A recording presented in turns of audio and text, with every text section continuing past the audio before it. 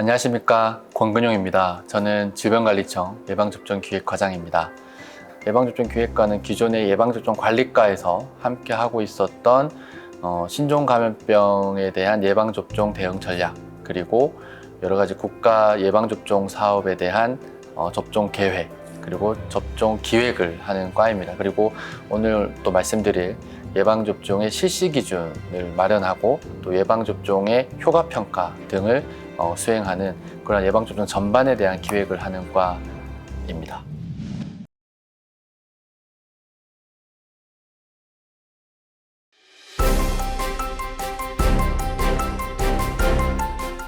예방접종 기획과는 이번 6월부터 새롭게 질병관리청에서 조직이 됐습니다.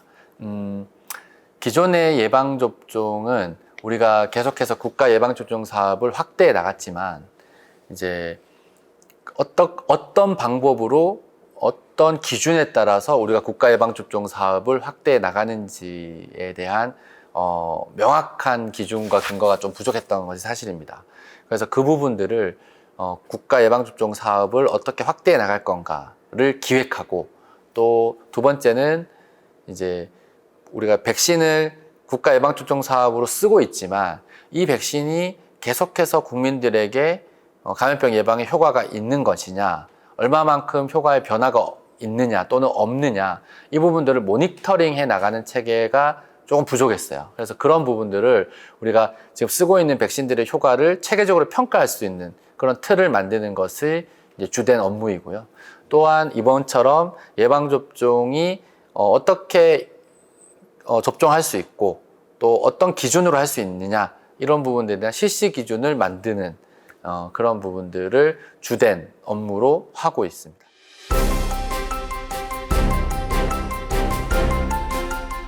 이전 판이 2017년도에 발간된 버전이었고 이번에 발간된 것은 2023년인데 아시다시피 그간의 가장 중요한 변화가 코로나19 팬데믹을 그간 겪었다는 것입니다. 그래서 신종감염병의 출현이 있고, 신종감염병 중에서도 이제 그 코로나19라는 감염병의 예방접종의 실시 기준이 완전히 새로 다 들어가게 됐고요.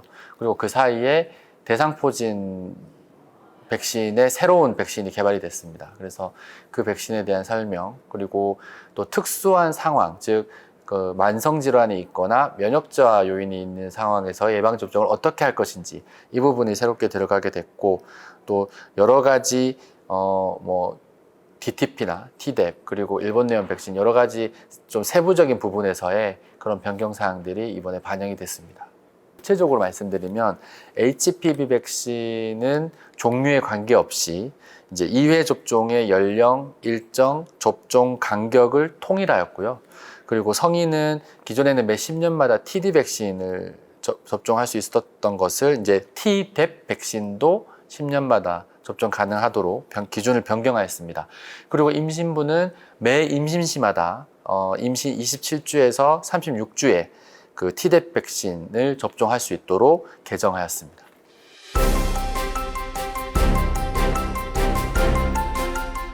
네, 예방접종의 실시 기준과 방법은 처음에는 2004년도부터 이제 예방접종 대상 감염병의 역학과 관리라는 이름으로 우리나라 예방접종을 하는 여러 가지 감염병에 대한 전반적인 사항들을 총 망라한 책이었습니다. 질병관리청에서 발행하는.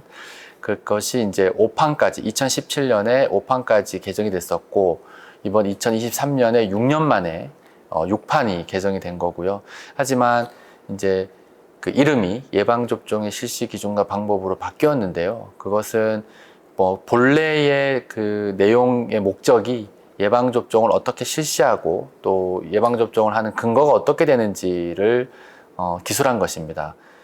이때까지의 제목은 예방접종 대상 감염병의 역학과 관리, 이것은 감염병 관리에 관한 영역에 좀 더 가까운 제목이고, 예방접종의 실시 기준이 보다 더 중요하고 이제 주된 내용이었기 때문에 그러한 부분들을 고려해서 예방접종의 실시 기준과 방법이라는 이름으로 변경되게 되었습니다.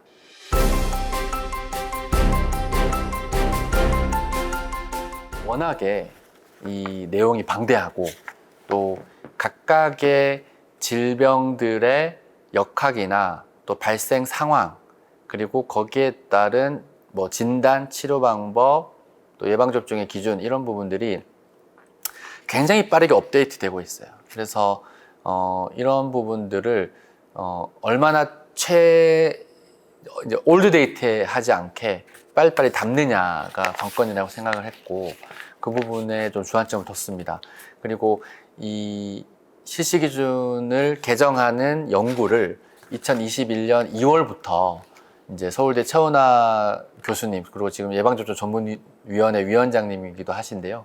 그분의 이제 책임 하에 많은 연구자분들이 참여를 해서 이 개정 작업을 했고, 이러한 정보들을 종합하는 과정에서 최신의 정보, 그리고 가장 정확하고 학계에서 컨센서스를 이루는 그러한 내용들로 구성하기 위해서 노력을 했고요.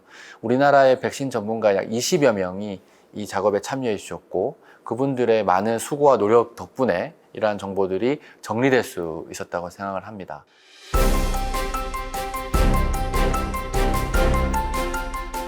예방접종이라는 영역은 이제 공중보건에서 감염병을 예방하고 관리하기 위한 가장 중요한 수단 중에 하나입니다. 그리고 매우 면역학적으로나 여러 가지 분자생물학적인 부분까지 해서 굉장히 과학에 기반한 영역이기 때문에 그러한 기준이나 또 새로운 백신의 개발 등이 계속해서 일어나고 있습니다. 따라서 지금도 개정 작업을 마치고 또 출판이 되는 과정에도 또 새로운 정보들이 계속 나오고 업데이트 될 수 있어요. 그래서 이제 완전히 또 지금 발간된 시점에서 또 달라진 정보들이 있을 수 있다라는 말씀을 드리고요.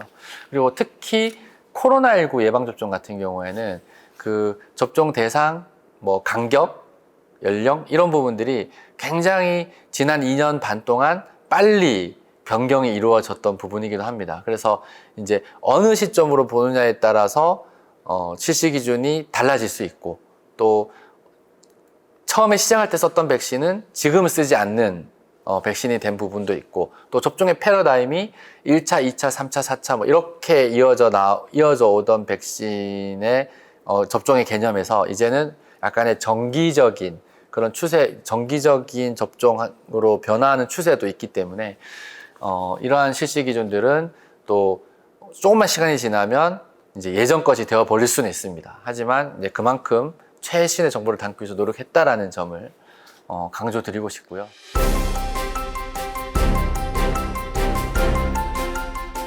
이제 2023년에 6판이 나왔고, 앞으로도 뭐 정확한 간격을 알 수 없겠지만은 또 7판, 8판이 나올 텐데, 이제 7판, 이제 이 다음 판을 생각을 해보면 아마도 지금 최근에 개발되고 외국에서 허가되고 하는 동향에서 가장 중요한 백신은 RSV 백신이라고 생각을 합니다. 특히 RSV는 뭐 노인, 임신부, 소아에게 다양하게 질병 부담을 주고 있지만, 특히 소아에게는 질병에 대한 부담이 상당히 크기 때문에 많은 분들이 기다리고 있는 면이 있습니다. 그래서 RSV 백신에 대한 기준이 새롭게 추가될 거라고 예상을 하고 있고요.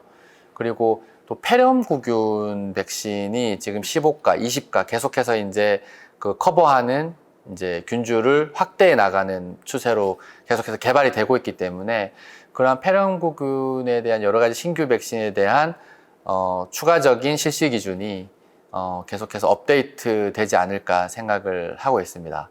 그리고 이제 국가 예방접종의 확대에 있어서 저희가 또 검토하고 있는 부분은 HPV 백신에 대해서도 지금 현재 여아만 하고 있는데 남아에 대해서 검토하고 있고, 또 뭐 여러 가지 또 외국에서는 접종 횟수를 1회로 단축하는 부분도 있는데, 이러한 부분들도 검토를 해서 그때 가서 어떠한 변경이 될지는 정확히 모르겠지만 이러한 사항들도 다음번 개정판에는 담겨지지 않을까 생각을 하고 있고요.